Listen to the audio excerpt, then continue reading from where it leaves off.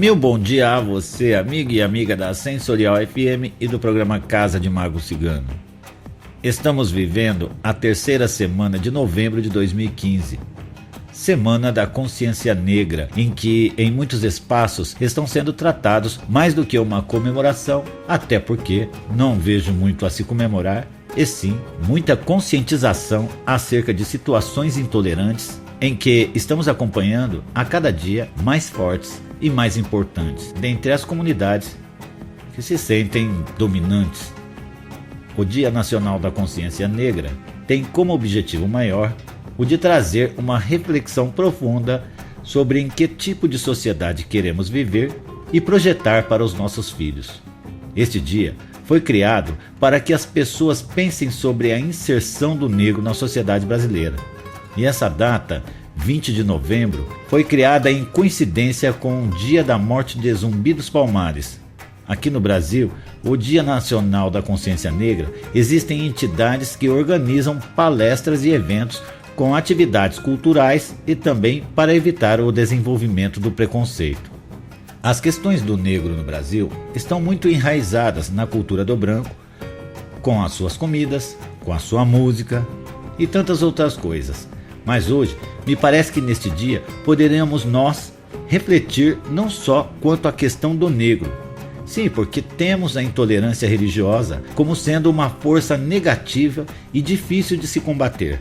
E para piorar, geralmente um homem branco que se converteu numa religião de matriz africana passa a ser tão atacado quanto o negro, simplesmente por fazer parte de um ideal de vida por afinidade. Vivemos em nossas casas e terreiros de Umbanda às margens de pessoas que não estão nem aí para essas questões de ética e de amor ao próximo. Aliás, isso já quase nem existe mais. Então, o Dia da Consciência Negra está também atrelado ao Dia da Consciência verdadeiramente pura de que através do negro pudemos nós conhecer a cultura de suas religiões como Umbanda e Candomblé, que não estão aí para fazer o mal, mas que estão sim recebendo o mal constantemente, pelo que se nada for feito em poucos anos, pode acreditar que teremos o nosso próprio estado de sítio. Meu amigo da Sensorial FM, estamos voltando aos tempos de caça às bruxas, onde em muitos lugares no Brasil não podemos andar vestidos de branco com as nossas guias de contas no pescoço. E por que tanto ódio? Por que existem religiões dominantes que pregam a intolerância, que pregam a guerra e que querem a todo custo, inclusive ao custo de vidas, imporem as suas regras e seus pensamentos aos outros, desmerecendo quem é negro, quem é índio, quem é cigano, quem é de qualquer religião que esteja ligada à espiritualidade? Por que tudo isso? Por que acham que Deus criou o mundo a seu modo e que este mundo tem você intolerante como juiz de qualquer tipo de fé que não te pertence? E por que você intolerante ignora leis simples de Deus e vive às custas de rivalizar a religião e a cultura alheia? Não, meus amigos, não são somente o negro que sofre. Este sofre muito e temos acompanhado isto nos jornais, até mesmo com gente famosa como jogadores de futebol e atores e atrizes sendo martirizados em seus corações a cada falácia maldita que sai da boca de um intolerante. Para mim, Jesus está sendo pregado na cruz a cada ato de vandalismo em terreiros de Umbanda e Candomblé, a cada ato público, a cada injúria racial e a cada racismo cometido por pessoas de classificação dominante, pois que em nome dele, Jesus, estão distorcendo seus ensinamentos. Porque se querem converter a sua verdade a alguém que tenha uma verdade própria, como o negro, o branco, espírita, o cigano, por exemplo, então faça, mas faça com inteligência e não com a guerra. E quero falar hoje também dos sacerdotes. Pensamos hoje e nos foi intuído que se um pai ou mãe de qualquer casa vai visitar de coração um templo, ou terreiro, ou casa de Umbanda e Candomblé, de forma amigável, será dia de festa, pois juntos faremos nossa gira e será saudado como manda a lei do respeito e a alegria contagiará todos os presentes.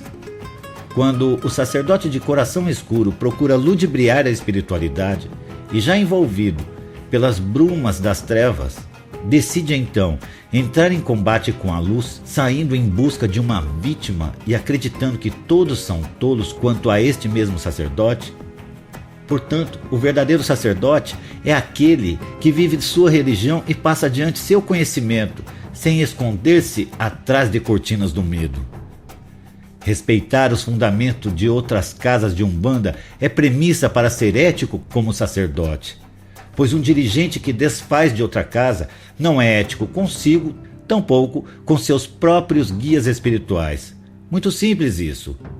Porque o dirigente que tem medo de não ser suficientemente bom para manter seus filhos na casa e ajudá-los no caminho divino da Umbanda, geralmente age pelo instinto do ego elevado. E com isso, adentra outras casas sagradas de Umbanda, fingindo-se de assistência para plantar a deslealdade para com os teus guias. Guias espirituais entendem todas as casas de todas as religiões que usam da matéria como porto de comunicação terrena. Então, não são os guias espirituais que pregam o embuste, mas médiuns e dirigentes despreparados pelas tuas próprias inseguranças que agem por detrás das cortinas, comparando seus trabalhos com os de outros terreiros. A esses, só podemos lamentar por não entenderem o real significado de doutrinas espiritualistas, quaisquer que sejam. E se temos que seguir os ensinamentos de quaisquer que sejam as religiões, precisamos nós, sacerdotes, primeiro nos respeitarmos uns aos outros, pois somente assim teremos uma comunidade forte e coesa, ainda que cada templo tenha sua particularidade. Espiritualidade não pode ser brinquedo nas mãos e na mente de um coração duro e fechado. Tampouco pode ser verdadeiro se o sacerdote, movido pelo ego, passa a hostilizar as casas que não conhece. A esses, devemos lembrar que Mestre Jesus desceu ao Vale dos Leprosos. Então, você, sacerdote de Umbanda e Candomblé, quando adentrar a uma casa, entre e se apresente. Dê às pessoas daquela casa em que estiver visitando o seu carisma, o carisma do seu orixá, e não o ódio e o ego do seu coração ignorante.